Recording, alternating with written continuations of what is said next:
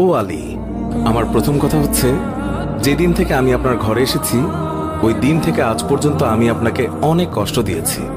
আপনি যদি আমাকে ক্ষমা না করেন তাহলে কি আমার কারণে আব্বাজান অনেক লজ্জিত হবেন। বলেন, আপনি আমাকে ক্ষমা করলেন কিনা?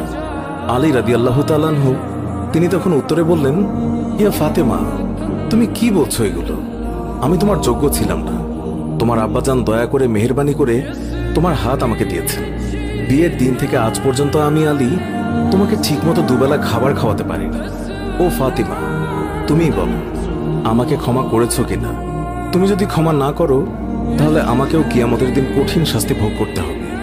ও আলী, আপনার সাথে আমার দ্বিতীয় কথা হলো, আমি মারা যাওয়ার পর আপনি বিয়ে করে নেবেন দুনিয়ার যে কোনো মহিলাকে আপনার পছন্দ মতো। আমি আপনাকে অনুমতি দিলাম। আর আমার বাচ্চা দুইটিকে সপ্তাহে একদিন আপনার কোলে নিয়ে ঘুমাবেন আপনার সাথে।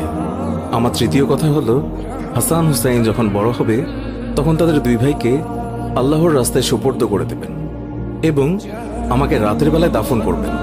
হযরত আলী রাদিয়াল্লাহু তাআলা আনহু বললেন, তুমি নবীর মেয়ে, আমি সবখানে খবর দিয়ে তোমায় দাফন করব, এতে সমস্যা কি? হযরত ফাতেমা রাদিয়াল্লাহু তাআলা আনহা তিনি এর উত্তরে বললেন, আমার কাফনের উপর দিয়ে সবাই অনুমান করবে নবীর মেয়ে কতটুকু লম্বা ছিল, কতটুকু স্বাস্থ্যবান ছিল, এতে আমার পর্দা ভঙ্গ হবে।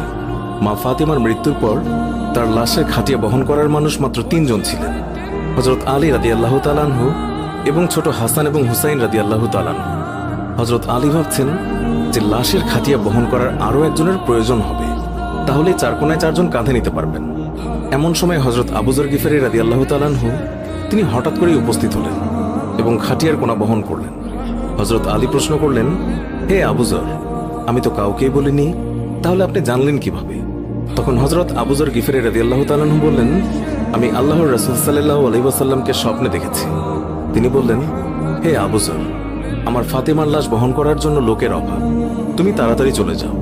ও আলী, আমাকে তো হুজুর সাল্লাল্লাহু আলাইহি ওয়াসাল্লাম আসতে বলেছেন, তাই আমি এসেছি। তোমরা তো আমাকে বলনি। রাতে এসে রাসূলুল্লাহ সাল্লাল্লাহু আলাইহি ওয়াসাল্লাম তিনি স্বপ্নে বলে গিয়েছেন হযরত ফাতেমা রাদিয়াল্লাহু তাআলা আনহুকে যখন কবরে নামাচ্ছেন তখন হযরত আবু যর গিফারী রাদিয়াল্লাহু তাআলা আনহু কবরের কাছে গিয়ে কবরকে উদ্দেশ্য করে বললেন, হে কবর, তুই কি জানিস আজকে তোর মধ্যে কাকে রাখছি? উনি হচ্ছেন জান্নাতের সকল মহিলাদের সর্দার। হযরত ফাতেমা রাদিয়াল্লাহু তাআলা আনহার কবর থেকে কোনো আওয়াজ আসলো।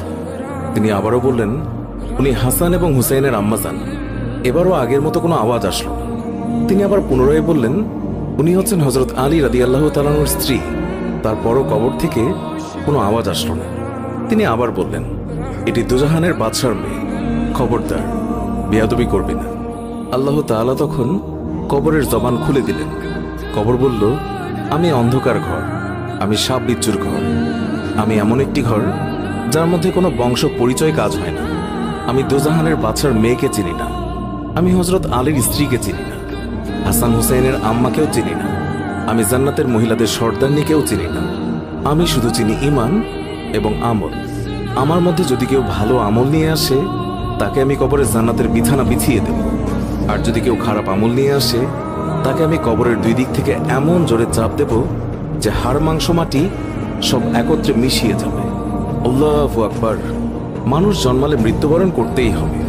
মৃত্যু কখনো বলে কয়ে আসে না, মৃত্যু কখনো ধনী গরিব দেখে হয় না। প্রত্যেক মানুষকে মৃত্যুর স্বাদ গ্রহণ করতেই হবে। সুপ্রিয় দর্শক, এই ছিল আমাদের আজকের ভিডিওটি ভালো লেগে থাকলে অবশ্যই একটি লাইক দিন এবং আমাদের চ্যানেলটি সাবস্ক্রাইব করে না থাকলে এক্ষুনি সাবস্ক্রাইব করে পাশে থাকা বেল আইকনটি প্রেস করুন। আবারও দেখা হবে নতুন কোনো ভিডিওতে। এখনকার মতো বিদায় নিচ্ছি।